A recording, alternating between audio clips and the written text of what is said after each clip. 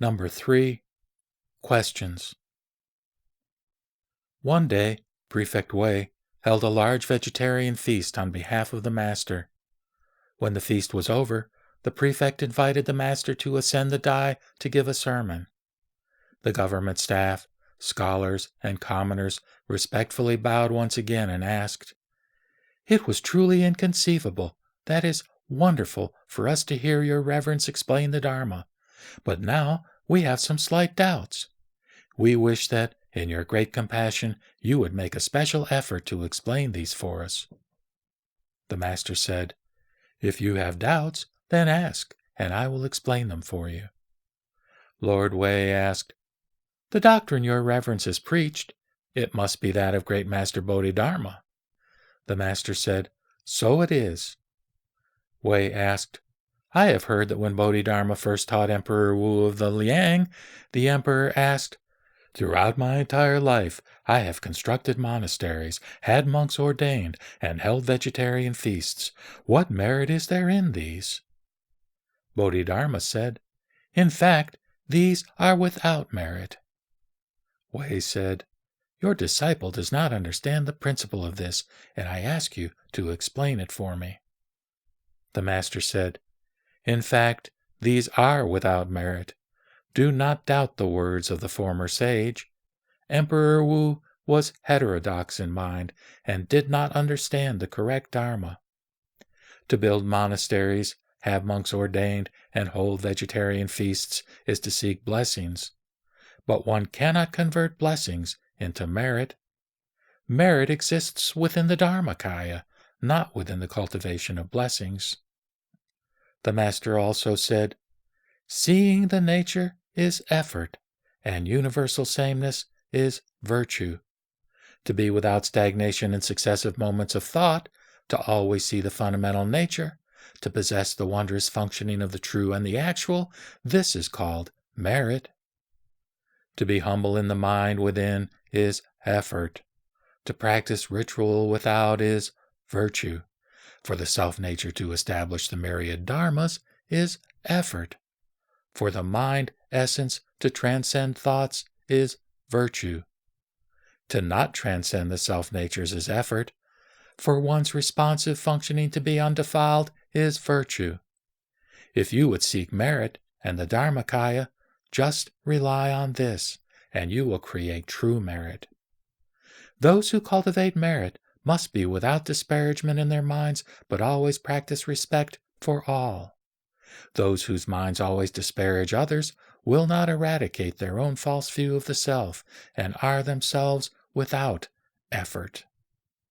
Those who consider the self-natures to be empty and false are themselves without virtue.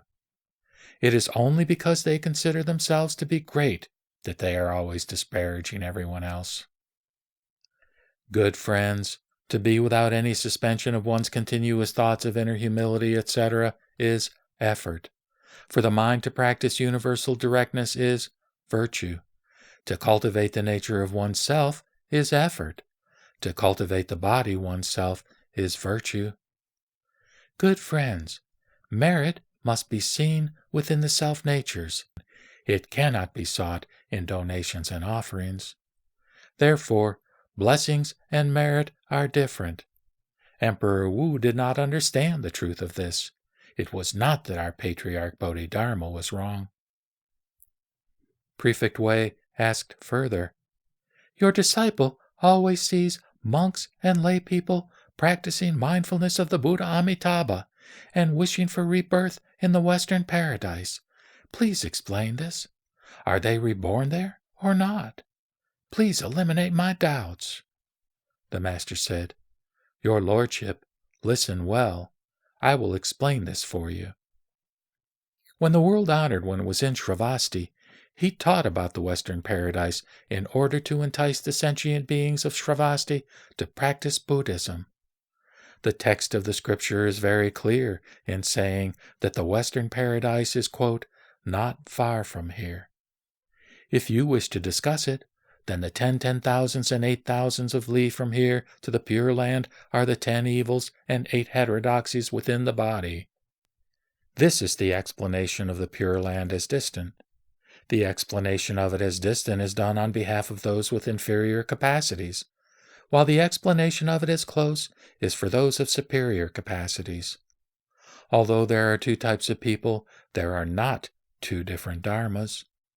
Although deluded and enlightened people are different, it is only that there is slow and fast in seeing. The deluded person recites the Buddha's name and seeks for rebirth in that other location, while the enlightened person purifies his mind. Therefore the Buddha said, quote, "As the mind is purified, so is the Buddha land purified." Your Lordship, you are a person of the East. If only your mind is pure, you will be without transgression. But persons of the West are impure of mind and are in error. When a person of the East commits a transgression, he may recite the Buddha's name and seek rebirth in the Western land. But when a person of the West commits a transgression, in what country should he seek rebirth when reciting the Buddha's name? Stupid, ordinary people do not comprehend their self-natures, and they do not recognize that the Pure Land is within their own bodies. Whether you wish for East or West, the enlightened person is the same in either location. Therefore the Buddha said, quote, "Always in joyful repose wherever one is." Close quote. Your Lordship, just have your mind ground be without that which is not good, and the Western paradise will not be far off. If you harbor that which is not good in your mind, it will be impossible to attain rebirth in the Western paradise by reciting the Buddha's name. I exhort you now, good friends, to first eliminate the 10 evils is to go to the 10,000 li.